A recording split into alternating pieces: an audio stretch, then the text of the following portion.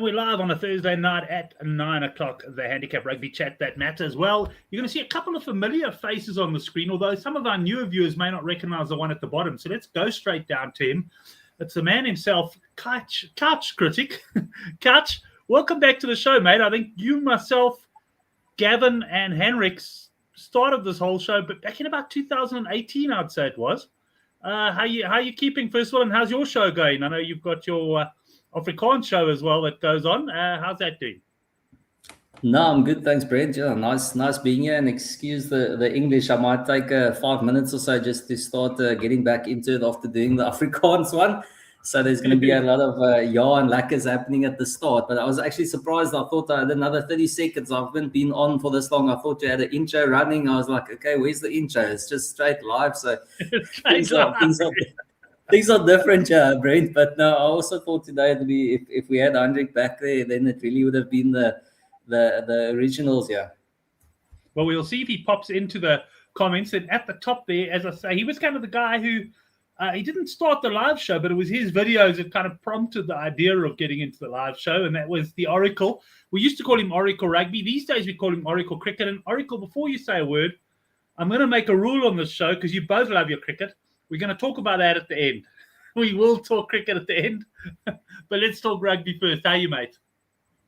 Yeah, good, thank you. Han would be happy to know that since I'm working the streets in Cape Town, my Afrikaans is baie mooi. Ek het drie woorde hierdie week geleer. Naskok, vlekkie blaase, and I'm going to ask you what the third one is. What is a waybill in Afrikaans, Han? Let's see how good you are. You don't know. Nobody knows. No, I don't. I heard two couriers speaking Afrikaans to each other at a proper pace, and they just kept going, waybill. Every word's Afrikaans except waybill. They didn't know. It's a vragbrief. Vragbrief. Okay. Well, I'm sure a lot of our Irish viewers will be grateful they followed that part of the show. You told me not to talk cricket, so I came up with something else. No, good stuff, mate. Yeah, but good to have you two guys together. Looking forward to chatting a little bit. I imagine it'll be similar, Gavin, to last week in the sense that we'll skim through the games and probably focus more on the South African ones. Obviously, if you've got any strong fancies, you can shout out. And then, yes, let's by all means talk about other stuff and a bit of cricket at the end as well. It'll be good to catch up. Fareed joining us in the live chat. Fareed, good to have you on board as you usually are, of course. And just to mention, I'm not sure this might be the last show of the year. We might just go out again next week. Probably call it quits then and come back sometime in the second or third week of January. But let's get into a bit of the Champions Cup. And first of all, Gavin, let me ask you last week, how did things go from a betting perspective for you, and what were the highlights? The highlights were getting the first game right. Stormers winning on the board, that was great. Then I lost on just about everything else. I actually thought I was in the money at one point during the Sharks game. They were getting hammered, and for some reason that French team went to sleep, allowed them back in. But I did get out right at the end on the minus against the Cheetahs, which was one over the handicap. So yes, I lost, but it was marginal for which could have been a far worse had Exeter's minus not arrived right at the end. Yeah, I got it wrong. Got the cricket game wrong as well. Sorry, I'm not allowed to talk about that. Carry on. Yeah. No, we'll talk about that. Fareed is saying you can't even speak Afrikaans overseas anymore. There are too many South Africans about. I think it's a good point. Just quickly before I bring Couch in, my week, the newsletter had arrived. Bordeaux over 29.5, came home smoking. But I'm on one of those runs of form. I can pick 5 winners out of 7, but find a way to lose on the weekend. I'm just going through that run. I'm also not punting particularly big, which has helped, but I've just got this like slow puncher. It's just leaking. And my bet at the weekend that was going to get me back into the profit, Gavin, was actually to over 6.5 tries. And they scored 5 just before half-time. And then you talk about the French team going to sleep. Fortunately, they were far enough ahead for your handicap, but they also just went to sleep in that second half. It was quite something. Let's have a hear from Couch then. How things go for you? Are you doing a bit of rugby betting at the moment, Couch, or more watching from a distance? No, definitely took a bit of a break, but back with a bang quite a while now. I'd actually like to chat to you guys maybe just before the end on strategies and how it evolves and how you punt in one particular type of way or one style, and then later it gets to something different. So obviously mine now is not doing multis, but doing accumulators. So just 2 or 3 legs and taking the alternative points, and it just works out better. But then obviously you're in a heap of trouble when you're one really strong fancy or the anchor in most of those bets doesn't arrive. And my big one was the Lions. I was thinking it was going to be points all over the show in that game, and the Lions just couldn't catch the ball. It was absolutely terrible. So I had that in a lot of multis, and then just before the game, I also took the Lions to lead at halftime, or actually 2.5 handicap, and I think they led by 2. So I was absolutely sick as a dog with that bet. So that went poorly, and then obviously, as you say as well, all the others pretty much win. So you end up just with a small loss, but you think, if it just wasn't that one result that kind of killed you. Because overs was an absolute shoe in the Bulls game. I didn't go for the Bordeaux overs. I went for overs in the game, but that was also easy. Yeah. That even arrived before. That actually arrived, although the Bordeaux one in theory had a bigger, arrived almost easier. The overs, the main overs arrived because the Bulls led, and the main overs arrived even quicker. So that was one, and I think every punter was on that. I think, just looking back to last week, the one game every punter. Well, I wasn't on it really because although I did still find a way to lose on the game, but was Sharks.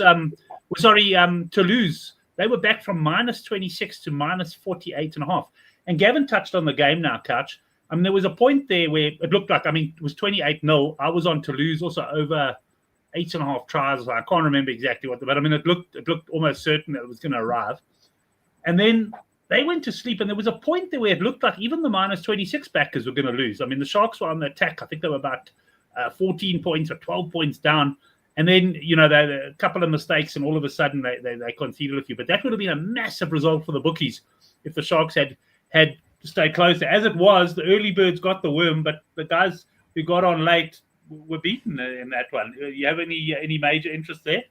No, also that as a leg, so also in most of them also helped a bit. But I was also, let's say, I think 36.5 was pretty much the handicap that I got into the multis. So 28 zip up. I thought, okay, I could have gone for the main one, and then all of a sudden I started watching. I was just following it on the score update, and it was 28-12 when the Sharks were actually pushing for a try with almost on the hour mark. And I thought, this is ticket in the bin if they score, and they did. And all of a sudden I felt, wait a second, these guys are capable. They can strike quite a few times, and then they did. And luckily the floodgates kind of opened towards the end there. But if you went on the outright handicap at where it settled, you probably would have been a loser. I can't remember what it was in the end. So it was definitely. It was as a Shark supporter on the one side, it was quite good to see a little bit of fight from the Sharks. But when you got a bet against them, you're like, come on guys, just let it go, No, 100%. Well, 2M systems, Sharks gave 2 times 7 on the plus. Yeah, fair enough. If you like the Sharks, you could really have made bucks here. But let's get into the games themselves. We've got 12 games, of course, to get through. Friday night's game, Leicester up against Leinster. If I track the forum, if I look at the forum correctly, there has been a bit of movement. It was sort of, I think, 10.5 plus 10.5 Leicester went into 7.5. But I saw Coyle mention on the forum they haven't named as strong a side as people would have expected. So you got Leicester plus 11.5. Leinster evidently going full strength. I will post all the teams on Good for the Game on the blog probably later tonight, whatever's out. And a points line of 51.5. And let's hop up to the Oracle first and foremost. Oracle, only game on a Friday night, if I'm correct. So, if you're doing nothing, you'll want to get involved here. Yes, maybe. I'm just sorry. I just need to clear something up because it's worrying me. It's going to worry me for the rest of the show. I don't get worried much, but this one's worrying me. There was no fight back by the Sharks. That was 100% Toulouse taking their foot off the pedal, cracking a beer, looking at the big 5 on the right and left of their vehicle, and then going, oh, we're in trouble. Maybe we need to win this game. There was no fight back. I did see this handicap. The Sharks, I'll talk about it, the Sharks game. I'm not really interested here. This is one of those games, Brent, where I'll watch a bit and I might get involved. I don't know. I don't know enough. The English rugby, unfortunately, I don't see much of. I don't see any of it, actually. I'm not even going to say I see much. So, yeah, I can't advise anything here, really. I do bet on games if I watch them, and this will be on TV. I might have a bet, but honestly, this is fractions of a unit. They're never big bets. I see Couch. I just brought this up because Fareed had said there was 7 on Betway, but I see it is live betting. I'll just double check and refresh the page, but we've got 11.5 now on this game. Don't look at my bet exchange balance if it's there. It's sitting at about 6 cents in the account after last weekend. Couch, any thoughts on this opener? I think he does now say Fareed. Moved again to 12 points. So it there we go. So fair enough. As movements. No, it's a tough one. I know Gavin has been pretty much notoriously different from me. I'm a big team news kind of guy, so I don't know enough of Leicester. Obviously, I know Leinster, but I don't know the English teams as well. I'm with Gavin, so I can't really say much. I'll probably wait for this one in running and just have a look. I must say, I've been one of those who feels like it's not quite over for Ireland. I think they're still in for fighting chance in terms of their rugby. I think they can still get something out of those Leinster-based players, but Leinster themselves, to me, they've just dipped off. I can't see them really. Every week we expect them to smash someone, and they never really deliver. So I'm almost taking a Heinrich kind of stance there, where I just think Leinster mostly are overpriced. So if you want to do something, probably lean towards the plus when people are playing against them. Right, let's move on to the next game just to welcome Werner and Johan arriving in the live chat studio as well. Couch, I'm going to start with you here. Stormers minus 24.5, opened early line with Bet Exchange minus 12.5. So there's been consistent money for the Stormers, who of course made a brilliant start to the season in the URC, unbeaten, winning games on the road. And last week, beating some tough French opposition there. It was very much a choice game against Bayonne. Bayonne, in fact, I think started 1-point favourites. They're minus 24.5 against La Rochelle, which tells us one thing, Couch. La Rochelle are sacrificing this game, no doubt about it. Yeah, again, it's unfortunate, I think you don't want to promote insider trading, but it'll be nice if you knew who was going to get on the plane beforehand, and you could make some bets. But it's like everyone is looking at social media accounts and hoping to see who's going to be playing and who they're taking. I mean, it was the same with Bordeaux coming this side. It made a heck of a difference whether they're playing their top side against the Bulls, as we saw, whether they just not going to go to the trouble of playing the game, with their top side. So obviously, I mean, that would have been the same question of like the Sharks and Saracens, whether it's going to be the A team or not. So it makes a big difference. But the Stormers on an absolute high. I mean, they've got Sasha Feinberg playing this weekend, and all the big dogs, or most of them, not Damian Willemse, but things are looking good for the Stormers. I think previously, I mean, even on the outrights for the URC, they've been undervalued. People have felt like, it's just a bit of a bubble at the start. It's going to burst. But I think Dobson has created great depth there. He's used to playing without his Springboks. So when they come back, it's almost like a bonus, but they play the same style. You got guys like Neetland Fouché, who's there permanently, and he's, kind of on the fringes of the Springboks, good player. So it's a proper team. Paul de Villiers, that's another one. I'll throw that in as a try scorer play just now as well. Beautiful feature flank. It's a lot of turnovers, and Stormers are a good team playing in PE this weekend, so that's something to keep in mind a little bit. Not their normal, I almost said Newlands, which obviously it isn't in any case, but they should be up for it in PE though, to give the people a good show. 3:00 game. Not sure on the weather, but we hardly ever get rain on this side anymore, so should be a cracker. Should be a lot of people, and don't know much about La Rochelle, but I think obviously getting into the 20s is a lot, but that early handicap would have been beautiful. But Stormers will definitely get the job done. Maybe have a little look, but in play is tough because I feel the Stormers always start fast, so you're probably going to have a maybe go for a halftime handicap and expect the Stormers to come out firing. Right. Well, you're not the only one making a comeback on the show tonight, Couch. Johan Schoonby saying, good long time, guys. And he says, watch out. I think, the The check comments are coming in fast. I'm losing it here. Watch out for the La Rochelle second string team still covering that cap. Remember, they won the Champions Cup before. So the strong squad, even though it's not their first string. Well, Johan, welcome back. Good to have you watching the show. Another Johan Estaten says, I would be on the plus. Stormers rarely put teams away. And Farid says, if Reinach and Sasha fire, it can be a nice blowout. Right, Oracle, let's go up to you for the Stormers game. I was originally going to ask you early in the week, are you going to the game? But of course, it is in PE, so it's a bit of a drive from Cape Town. But certainly, I know you'll be watching this one. What are your views? Do you know why they don't have the game in Cape Town? There's a motorbike thing going on at the stadium, the Supercross World Championship. And I'm being hammered with adverts in American voices on the radio all day long.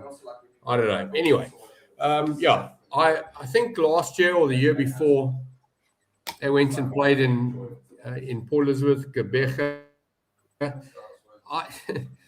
I'm going to say this handicap feels too high. Yes, the French can send half a team, as they always do, and we saw it in New Zealand. I'm going to say I'm not interested in minus 20-something here. I'd be more interested in minus 11 or minus 12, but I'm not a plus punter. So don't get me wrong here. This minus is too. I'm a Stormers punter. I'm a Stormers minus punter. It's just too high. So I'd rather wait until I'm going to watch and see here. I'm not taking 24 before the game. It does feel a bit high, but it's not high enough to suggest investing in a plus here. It can win, of course it can. Like the last comment, Sasha and this old Sharks scrum off that's in his late 40s. Right. Yeah, I mean, of course he's playing the best rugby of his life. I'd be scared to get on the plus at this point, and at the same time, there's just no value at minus 24. It just seems like you're going to sweat. I don't want to sweat. I want to, La Rochelle must be 10-0 up before Stormers must be 10-0 up when I take minus 24. So I probably won't have a bet on this game if this is how it's starting. I see Farid said he got 18 at 3 to just over 3 to 1. Well done to you. You saw it earlier. I'm not an early punter, so I'm not going to claim unhappiness over that. Yeah, this game, Brett, oh my gosh, this scares me. I saw 3. This was one handicap I did see. I saw minus 3 Sharks here. I'm not ready to back Sharks at minus yet. I'm really not. I don't care who they're playing. I'm not ready to press the button when I see a minus in front of their number. 1.5, I don't know. This sounds like a good English team. Sharks have been really pathetic. Again, I might just watch a little bit before I get involved here, and I'm unlikely to get involved, honestly. And if I do, I'm backing the English team. This seems like value to me. That it's a 9 to 10 game or thereabouts, and an even game. I'm interested in the English team, and I don't know anything about them, Brent, and that says something. This Sharks team has been so crap. I think I'm allowed to say crap, right? It's not as bad as shit. Crap is better, right? Yeah, no, crap. Sure, okay. I'm say crap. Yeah, no, fair enough. Just joking. Yeah, I just think the Sharks are really, really bad. And I'm going to punt the English team at the best price I can find. I did say last week, Farid, that the skill here is finding the turnaround for the Sharks. And I think that little 20-minute cameo in the game against the French last week might have got some people thinking it's a turn. I don't believe we've hit rock bottom here. I think the Sharks have got a little bit down to go, a little bit lower to go before it's time to punt them. I'm against them this week. The stake will be smaller, but at these numbers, I'm a Saracens punter. I just have to be. Not massive, but I'm definitely not backing the Sharks. If you gave me plus 12, plus 15, maybe I'd start going, okay, it's looking interesting. But I'm a Saracens punter, and again, I know nothing about them. So that's quite important for people to know that. I'm putting money on a team I know nothing about against a team that clearly looks like absolute crap. Brent, at least the no fight back from the Sharks has now turned into a cameo. So it's moving up. It's turned into a 20-minute cameo. So I'm taking the cameo and hoping we get a little bit more this week. Yes, Just I upgraded quickly, you from minus 12 happiness to minus 10. That's all that happened there. Still a minus.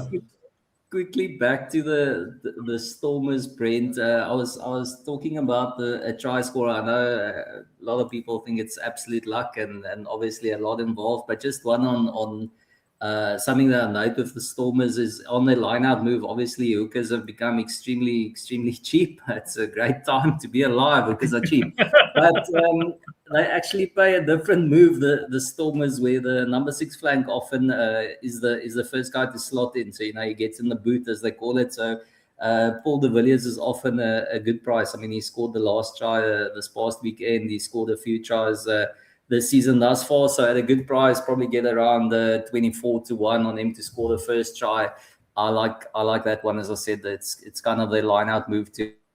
It's always the old Dion Free move that they still kind of do. So I like that one. That's just a little try scorer on the Sharks. I'm unfortunately with Gavin. It's there's just no way you can bet on the Sharks at the moment. Is maybe as he says, you might lose out on that time that they turn, and then so be it. But I mean, I'm not getting involved in this one in running. If it looks like the Sharks aren't there in those first 10 minutes, I think you can take Saracens, on the board or at a handicap. And I think you'll get a good idea 10, 15 minutes in what the Sharks are going to do. The interesting one is the new coach effect. I mean, I know it's JP Peterson, not a lot of confidence from my side. I mean, he's working with a lot of big egos of Springboks coming back. But often you get that change of coach effect. Brent, that first game, they put up a performance, they get the job done. It doesn't mean the coach is going to be successful. It doesn't mean anything really. But often that first game out, they just kind of play with some freedom, play to impress, and they do something. So the new coach is kind of a little bit of an unknown factor to keep in mind. So it's steering clear of that game. Watch 10 minutes, 15 minutes. You'll know immediately whether the Sharks are at the races or not, and you take an in-running play on Saracens if it's that normal day. I see the Sharks don't have their props there really. They've got two lesser known props. So I think you can don't back them with any confidence at the moment. Grant Williams obviously is good. Watch out for him in terms of a first try scorer. He's often lively. And then Edouard Swart off the bench is the hooker from the Pumas. He's a bit of a bollocking runner there, so he can get a try for you as last try scorer. And just before I go to the next game, try scorer bets. Where do you take your try scorer bets at the moment? Where's your? If you had to single out one bookie, which you take try scorer bets at? The nice little extra thing that Poker does and not PokerBet and not a lot of other guys is they've got first team try scorer and last team try scorer. So if you're not exactly convinced your teams are going to be good out the gate, then you can at least just take them your team's first try scorer or the team that you're fancying, and the same with the last. So they're actually the only ones I've seen who's got a last try scorer. WSP also have the first try scorer at times for a team, but never the last try scorer. And then, sorry, I don't want to throw punters under the bus here or bookies, but and Sunbet is the least favorite of those three because they've got like only the starting lineup. They don't have the bench as well as an option, so you can't take someone off the bench to score a try. So to me, it's poker. Do they have an option there where like you can have any other player? So in other words, or do they just not have it at all? I think they just don't have it at all because they've got like a 3 line. So they've got their starting lineup and then they've got first try scorer, last try scorer, or anytime try scorer. So I don't think they have for any other player. Okay, no, I'm interested in that because strictly speaking, they should quite. Otherwise, it should be kind of a case of draw no bet almost type of bet. In other words, if the player wasn't quoted, they should get back. But I'm interested you mentioned that. I thought it'd be the case because I've been watching poker bet as well. And I haven't had any luck, let me put it to you that way, but I've been taking last team try scorer. And what I find is you get a substitute. Like I'll give you an example. Last week, was it the Northampton Saints? You had Pollock. He was like 14-1 to score the first try also in the match, but he was also 14-1 to score the last try, and he was a sub. So, I mean, there was no chance he was going to say there was no value in first try, but his team's last try, he was 14 or whatever it was. It was a decent price. I just haven't caught any of them yet, but I do think PokerBet are pretty good with those. They never change. Yeah, they never change that, Brent. Even the starting hooker, he'll have the same price to be the last try scorer as well. Which, as you say, I mean, obviously you can get an absolute fluke where a guy's off of a blood replacement and he scores the try, or his team scores the last try in the first half, which just kind of happens to be the last try. So, but that's obviously that's just the mug pun to go for those guys. Well, let me quickly bring you on to the next game there before Gavin wonders if we're ever coming back to him. Clermont plus 16.5 against another Sharks, the Sale Sharks. Anything here for you, Couch? No clue, Brent. The two I know least about, France and England, nothing.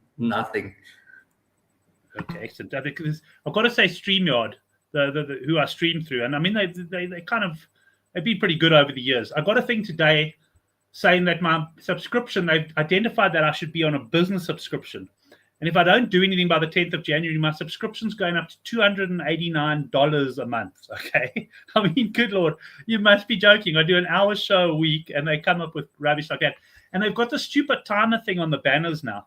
So I set the thing at the start. I don't want the timer because I want the banners up. And then halfway through the show, it reverts to this 10 seconds, and I'm constantly searching for the banners. So anyway, bit of a shout against a StreamYard there. And we'll go to Gavin. I'm sure 10 seconds will be enough for his thoughts on this game. No thoughts. But I do have something to say about first try scorer and last try scorer. So when I priced this up, and Farid's right, these are badly priced markets. They're probably priced at 140%. You're doing your money here, unless you're very good and you've actually found it. But honestly, this is potluck. This is dart throwing stuff. What I did is I named the 23 of both teams. So I had 46, plus I had no try scorer and any other try scorer. And that had a price because I'd named 23 people. But interestingly, and I'm going to use this example, when Brian Abana was playing at the time, because this is when I was doing it late 2000s, the oak would be 9, 10 to 1 to be first try scorer. But if he was starting on the bench, he was 33 to 1. So, yes, he could come on in the 4th minute, but he could also come on in the 74th minute. But I stood it. There were no deductions. If the guy wasn't on the field before the first try was scored, there was no deduction, which they do in first goal scorer in soccer.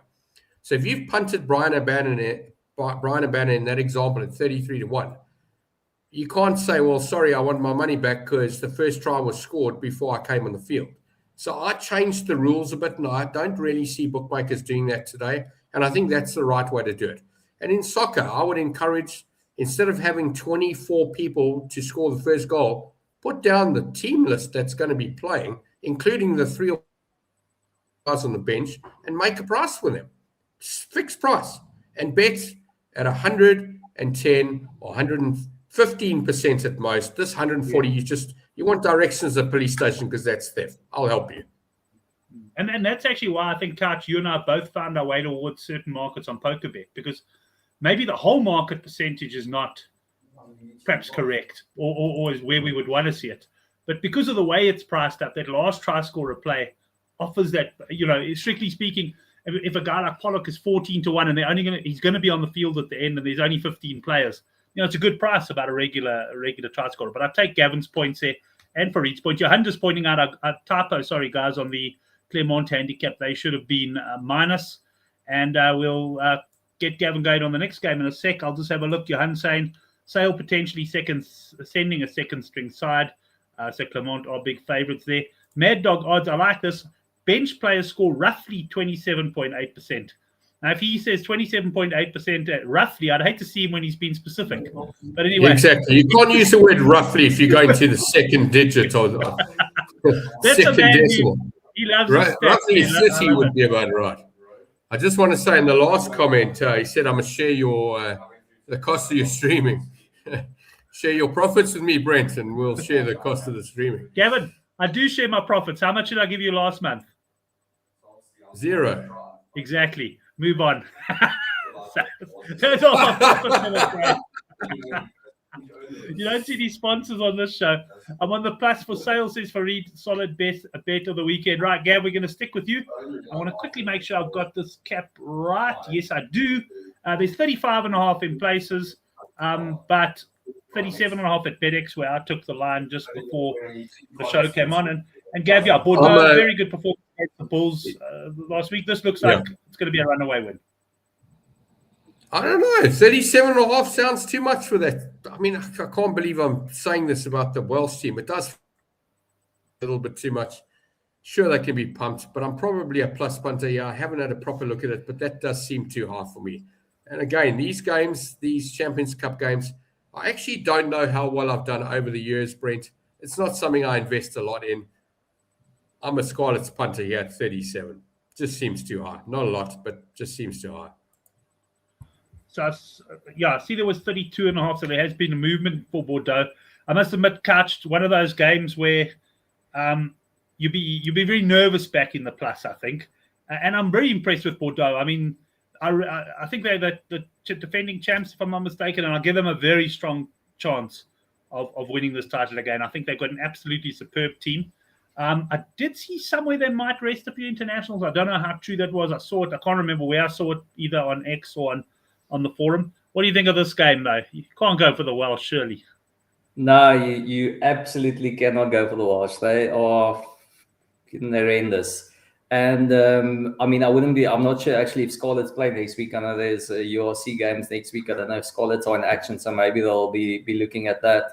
But they just, I don't like them playing away, Bordeaux. But I mean, I think we got some warning signs last week that Bordeaux, and in typical French fashion, they could score 3 early tries and then just switch off and try and coast home like they did against the Sharks and allow for a fight black / cameo. So we don't want that to happen if you're on the minus. And if Berry is playing and Benno on the other wing, I mean, you're always going to be frightened of those guys because they just absolutely, they chaos on the field. They just pop up everywhere and untackleable.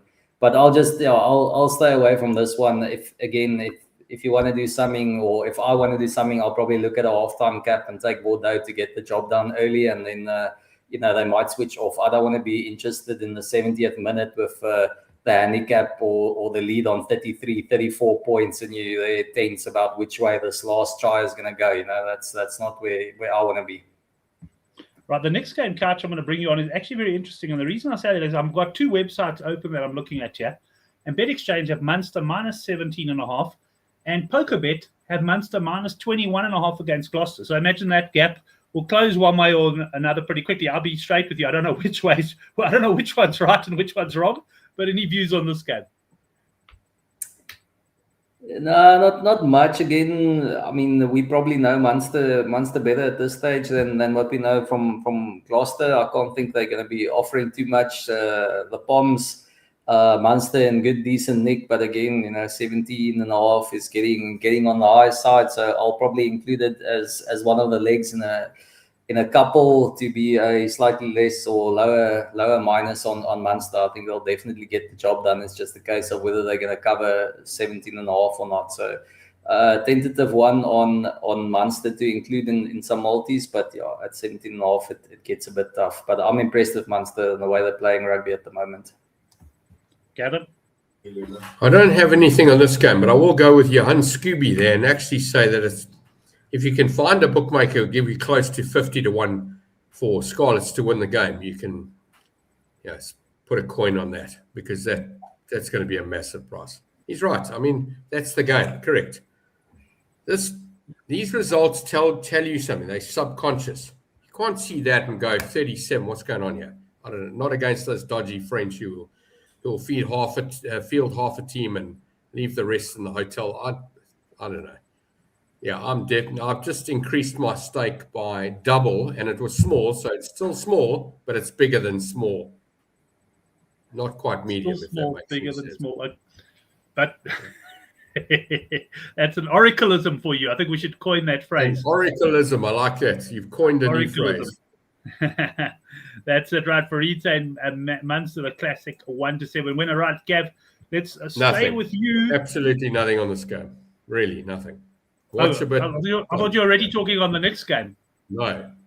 Glasgow plus 8.5 against Toulouse. I'm going to tell you that you go for Glasgow here.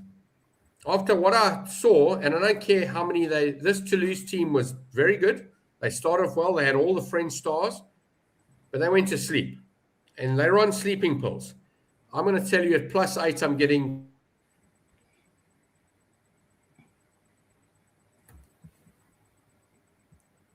Did Gav freeze there? Yeah, no, it looks like it. So it was funny because I was waiting for him to talk because he went at plus 8 and it looked like he was really concentrating, but we'll give him a chance to come back in. Catch what you Brent, Glasgow, I mean, you saw it there in one that Johan Squinby, I think, shared about Glasgow beating or losing to Scarlet. So it's been a bit up and down. Glasgow haven't quite been the same as last season on the URC form. So to me, or the last couple of seasons, so it's tough. On the face of things, you'd say, listen, Glasgow in with a chance to keep things tidy at home. They're always tough in Scotland, so it's a difficult one to go and back to lose again. The French, a big difference when they're playing at home as opposed to playing away from home. But it was the first game back for Dupont, and I think they'll be better. I mean, they've got Ramos, who just never misses a bloody kick. So I'm still not going to be rushing onto the plus. I'll probably just take Toulouse to get the job done into some multis. I don't see them losing that one. Who took Cleaver saying Toulouse could have a strong team with a few possible injury returns. Gav, sorry, we lost you when you were talking about this game. We thought you were pondering it for a while because you just froze. And I thought this guy's really giving it but you were gone. Yeah, I wasn't talking about it. I was actually having a rant, Brent. I was saying that this Toulouse team were on sleeping pills in the game. So we've gone from a Sharks cameo to Toulouse being on sleeping pills. I'm interested in Glasgow on the board here. Probably getting 5-2, 3-1 for them to win the game. I'm interested in that. I just can't see this French team absolutely smashing this. And I'm going to say more than 10 would be a smashing. I think Glasgow win the game. The value's on them winning on the board. I wouldn't bother with a plus. You can have a small bet if you want, but yeah, I like them. I like them to win at that price. Yeah, and you can get 3-1. Yeah, I'm just having a quick look for you there. You can get 3-1 on Glasgow on the board.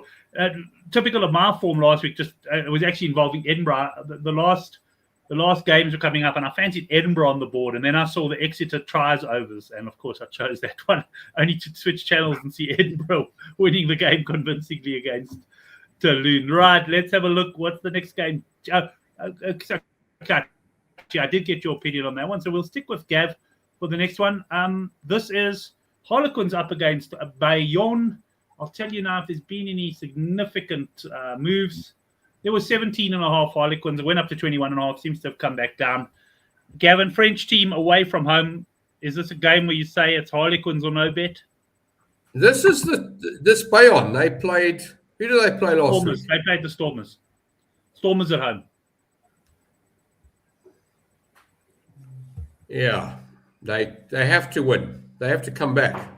That's right. This is the team that started off very well against the Stormers. That feels a bit too big because they were minus against the Stormers. And I told you, punt the Stormers on the board. I'm a Bayonne plus punter here. I think the Stormers are very good, and they've used the wrong barometer to make this handicap. 19 seems way too high here. I'm a Bayonne punter at 19.5. The problem, Couch, with a team like Bayonne is, look, they put up a fight against the Stormers, but the reality is they've lost the home game in this competition. Yeah. Which means they're on the back foot. Correct, and it's motivation to come back. Correct. Yeah. I'll put more into this. Well, I would argue the other way, Gav. I would say that, I mean, I'm not saying you're wrong, but I would say there's a very strong argument the other way to say they've given up on this competition already. Harlequins went away from home, got not a losing bonus point, a 4-try bonus point against Leinster.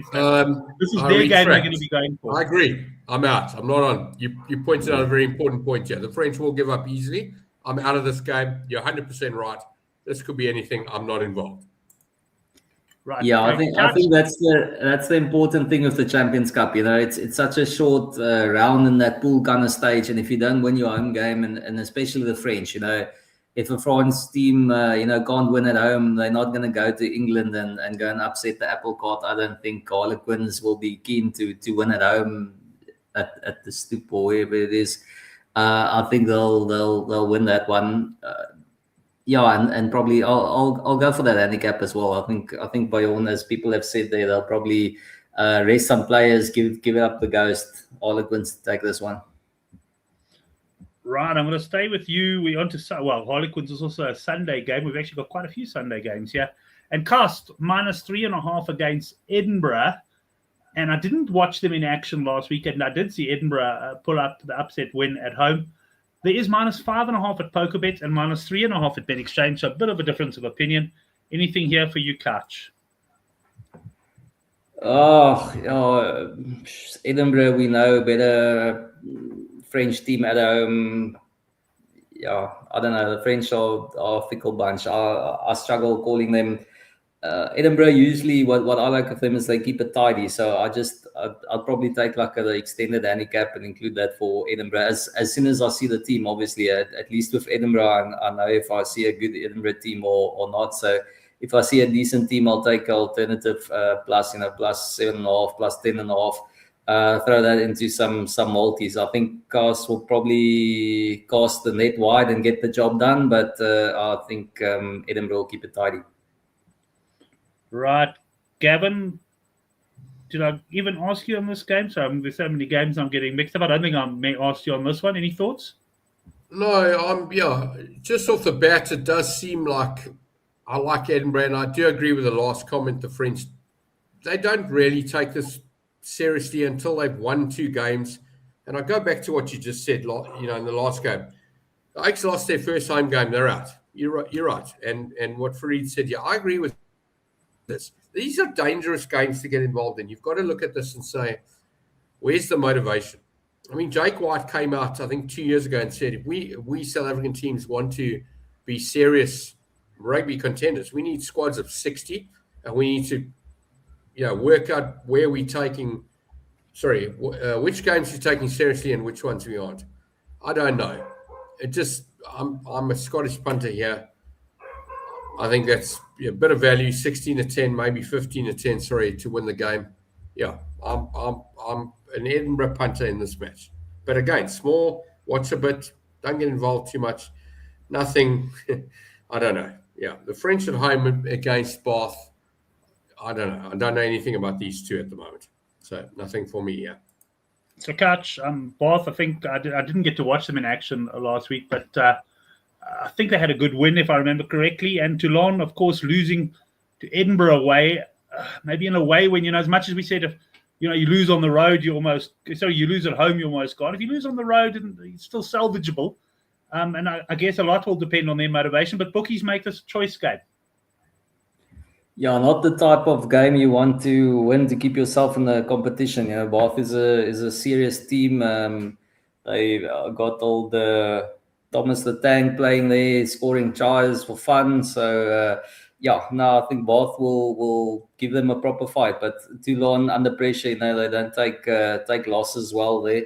And at home, so it's one to steer clear of for me, but I wouldn't be surprised if I think Toulon would get the job done. Johan says there's value in Bath there. They won the Premiership last year, and this year they're going for the big one. And I must admit, I'm also leaning towards them. I just feel Toulon's loss was very disappointing against Edinburgh, and maybe they are also ready to almost pack it in. Hutu Cleaver said Bath started at plus a 4.5. And Fareed is also all over Bath. Just one thing, Couch, on that one. Thomas the Tank. I guess we look, if he's on the bench, for argument's sake. Now, there's a nice example of a potential last try scorer. Beautiful.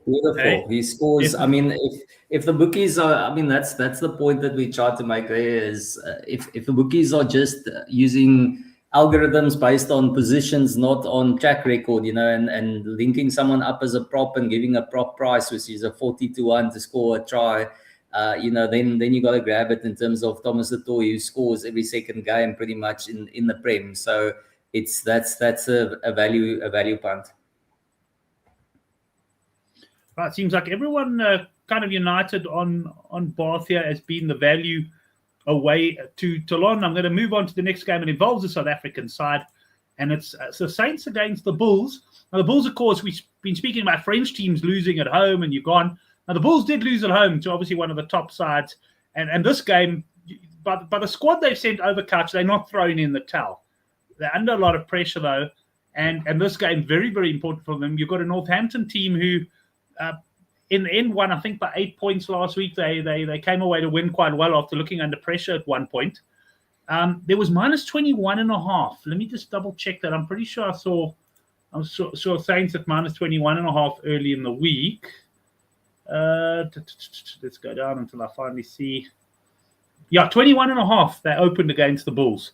And the Bulls, and now it's minus 13.5. So there's actually been, I think, just an acknowledgement by bookmakers / punters that maybe that cap was just a bit too big. What are your views on this one, though?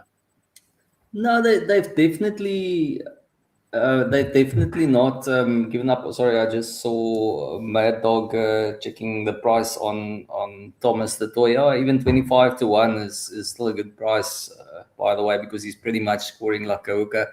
But on the Bulls, it's a strong side, but there's still Volcalo isn't playing, and Pollard isn't playing. I don't know. Some people will say maybe it's not the worst decision that he isn't playing at the moment, but yeah, it means that it's either going to be Kate Boliter or Keegan Johannes playing 10.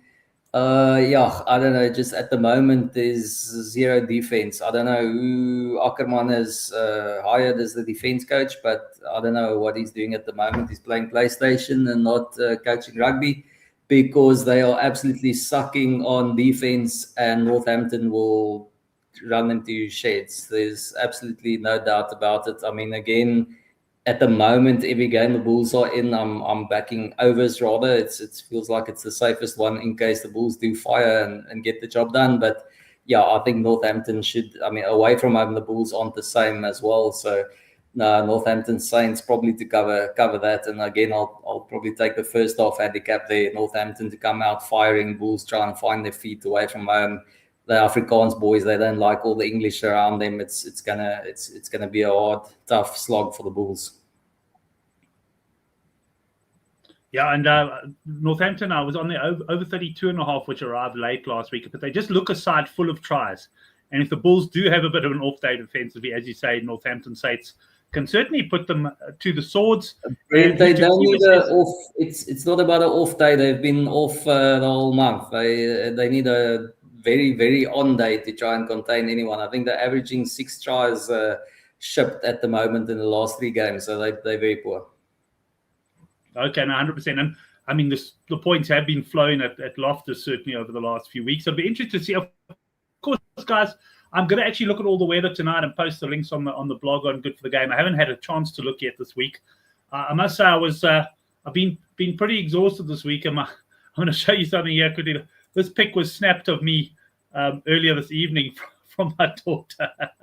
I was having a good old kip on the couch there, pretty bloody exhausted. So I haven't looked at the weather yet, but I'm going to do. But obviously, points punters look out for the weather. Right, Gav, we haven't got your opinion yet on the Bulls Saints game. There's a digit missing here. This Bulls team will not stay within 30. Seriously, this is big. This is my best bet of the weekend. Get on Northampton. I'm going to suggest I'm about to call Granny's pension, because this looks like there's numbers missing. I'm not joking. This looks absolute rubbish. That I punted that Bulls. I took a -9 maybe or -10 in running, and you can see my arm. I met with a tree. I went wine farming. I met with a tree. The tree's okay though. Don't worry. I was had a couple of Sharpies. I was a couple of sheets to the wind, and I backed the Bulls in this pub, and in running. Not a big bet, so I wasn't stupid, but I actually thought they're going to win comfortably. And then the true colors showed they just lost. They just lost it. I think this 13 is.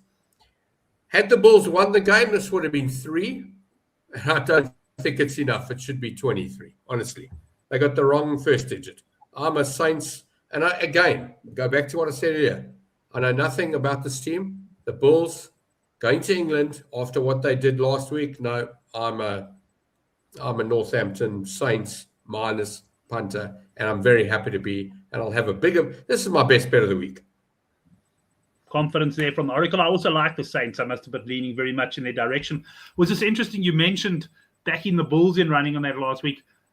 Before the game, okay, I went for the halftime, full time, and I went Bordeaux Bulls, thinking that the Bulls would finish the stronger of the two sides.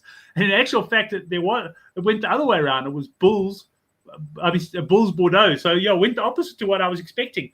So as much as I liked Bordeaux last week, when they were trailing at halftime, I thought, oh, the Bulls should win it from here. But anyway, they were very, very disappointing. The panel are all leaning towards the Saints. I think that's one more game to go. It's Bristol, minus 20.5 points. Sorry, Brent, I don't think we're leaning. We've fallen over. We were leaning so much. Yeah, fair enough. And Bristol, minus 20.5, Gavin? I don't know, but this is the team that have had some interesting results, this French team. 20 seems too much for them. Just on the back of this, I'm a PAU punter. I don't know what it stands. I know it just stands for Noise or Nice or who knows. I'm on them. Not big, but Section right now that seems too big. I don't know. Yeah, section like the ward of a prison. I know, it's an interesting name to name a rugby team. But yeah, I think 20 is too much for a French team away at England. Too much. And Kutch, finish us off here before we get into best bets and talk a little bit of cricket perhaps or strategy, whatever you want to chat about. No, I can't back a French team away from home. That's my only rule in this competition. So I'm staying away. I know people have said Bristol, the Bears aren't roaring at the moment, but yeah, no, nothing for me there. Again, I'll have a look in running, see where I heard Farid is again talking about a second team. French send the second team could be a disaster. Staying away from that for now. Right, and Kutch, what are your best bets then, or best bet, whatever, on the weekend from what we've discussed? No, I think we align there on Northampton. It'll be solid in all my multis on a little bit of a 6.5 handicap or 9.5, and then even on the outright, I'm taking that as my one solid handicap play. I'll actually go check it as soon as I get off the show now, because I haven't actually seen that. So I'll see what I can get there. And what I actually like to do the other way around as well is just take something ridiculous like 29.5 or whatever, and do that as well. Right. And Oracle, your best play, I think we know it's going to be the same as Kutch's. Yes, and I just want to talk about the Cheetahs and the Lions. Obviously, there's no handicap at the moment, and as we know, they're involved in the Challenge Cup. I was disappointed in the Lions. They had a decent start as well, looked okay, and then just got thumped. Cheetahs, they're going to take a game or two to get into this. They are playing their home game. I don't know what their handicap's going to be. I'm assuming they're going to be a plus maybe 5, 6, 7, something like that. I'm going to back the Cheetahs at their first game at home with the Orange fans. A small bet. I went against them last week. I want to back them this week. Yeah, Northampton Saints for me. I got the due right in the ODI. Interestingly, I'm going straight into cricket now. And I'm going to allow it. Are you allowed to talk about cricket now? While I bring up some of the other bets. Yeah, so I backed South Africa in the first T20. 3-1 before the game. Sorry, not before the game. 2-1. Sorry, not 3-1. 2-1. 3.0, whatever. Got 2-1. And I watched them go all the way down to 5-10, and they had India in trouble. But and I actually at the break I took 9-10 South Africa. So, that's unusual for me to take something lower than half the price I got in the beginning. It's a way of explaining that's how I got my 7-10 rule. I don't go under 7 or 10, but I also had these rules where I don't go really under half what I took before. So if I've backed something at 16-1, I don't take them at 6-1. I'll stop at 8-1. I don't know. mental rule. But yeah, I lost on that game. They were outplayed completely. Watching today, I didn't have a bet before the game, so I didn't see the price before the game. I got to my last customer, sitting down, we're having a beer, it's 30-1. Sorry, they 30 for no wicket. They hadn't lost a wicket yet. And I see 3-1. So I had a bet. And I didn't have another bet. Didn't need to. India were poor. And I think the due factor, I thought it might influence these T20s, but it's been the opposite.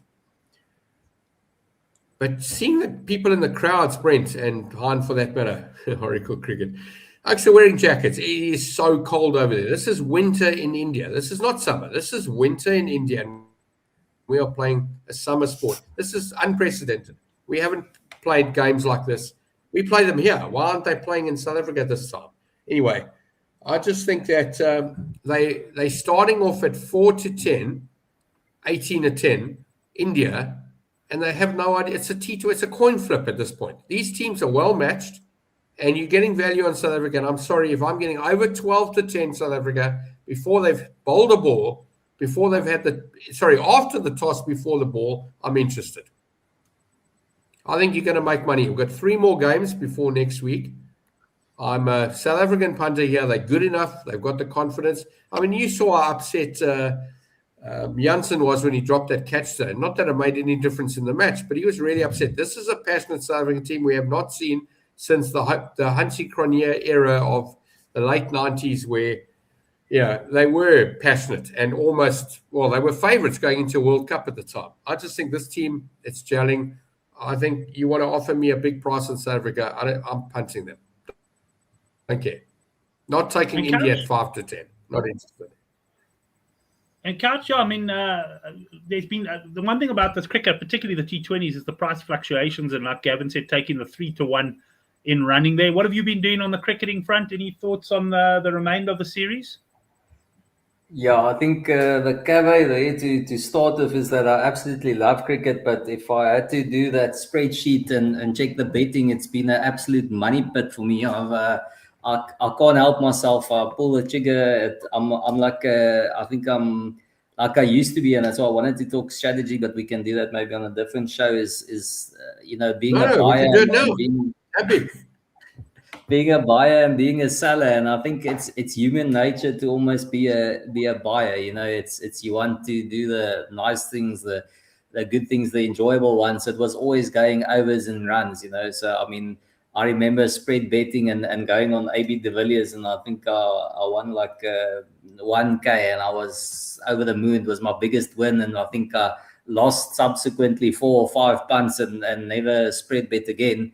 And it was all downhill from there. But I mean, it's tough for me to not go for the runs. I'm a batting kind of guy. I love that. But in terms of the punting, I like your top batsman, getting involved early and seeing some value where they've got a guy in T20 listed as coming in at 7, and he's actually going to be coming in at number 3 because he did that in the previous game, or and the bookies just haven't seen that coming. So like Akshar Patel today is kind of value because he bats at 5, and they just see him as more of a bowler. So you get kind of value plays like that, which I like. But to me, it's you get more in Test cricket. So I enjoy Test cricket, and just in general, I enjoy. So the Ashes I'm absolutely loving that. That's my thing. These T20s, it's like dime a dozen. I don't worry too much. But in the first game, I actually got, whilst the 2 guys were batting, Hardik Pandya was going to be the next one in, and both of them were on about 20, and I took Hardik Pandya to be the top run scorer at 10-1,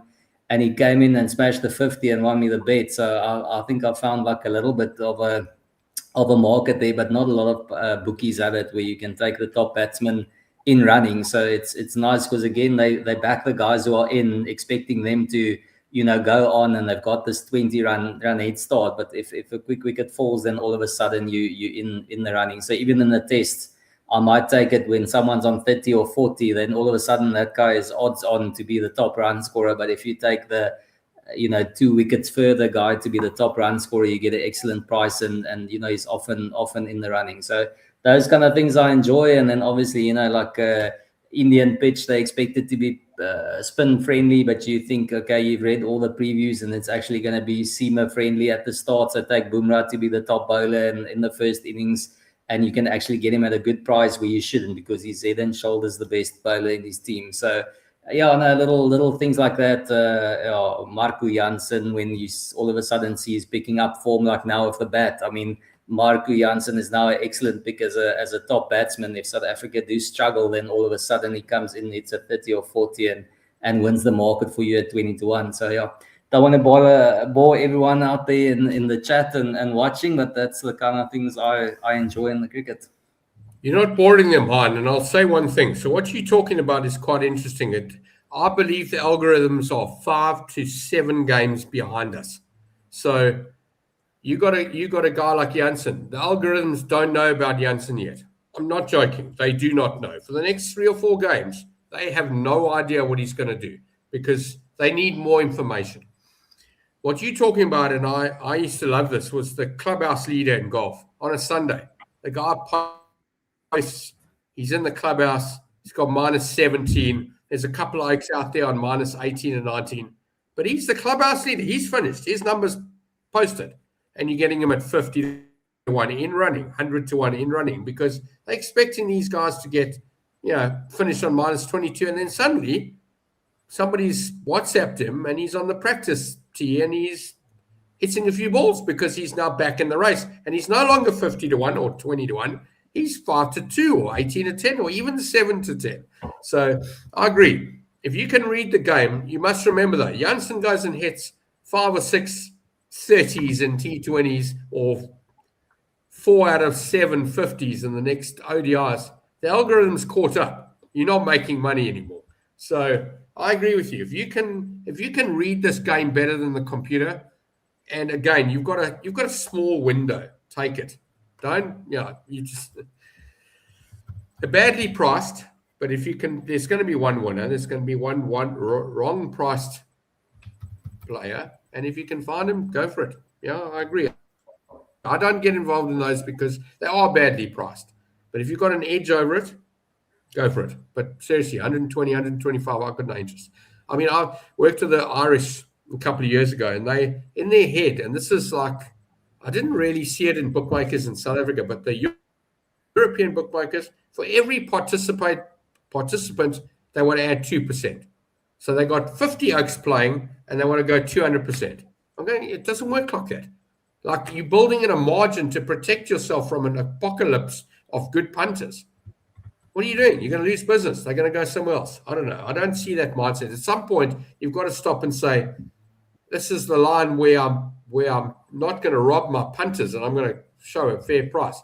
Because my attitude to bookmakers, and again, I've been on both sides of the fence, don't offer a price if you don't know how to price it up. Move on. Do what you know what to do with. Don't get involved in stuff you don't know. And then cry or moan afterwards because you've lost money. I think we'll do a cricket show sometime. To use Gavin's words, I'm going to draw a line here as well, I reckon. Yes, draw a line. Call a show just after the hour mark. I see Couch having a good laugh there. But first of all, to the guys in the live chat, thanks. I think we had a bit of a spammer coming on at the end, but I didn't bring his comments up. But thanks, guys. Great contributions as always. And then to the Oracle, good to chat to you. Have a relaxing weekend. Enjoy the rugby. And Couch, always good to have you on the show. I know we don't get to hook up very often, but lekker for you to come on and talk a bit and get Gavin all excited about cricket as well. So thanks, mate. Great to see you again. Cheers, Ben. Thanks. It was lekker. Nice seeing you, Gav. You too, bro. Shot.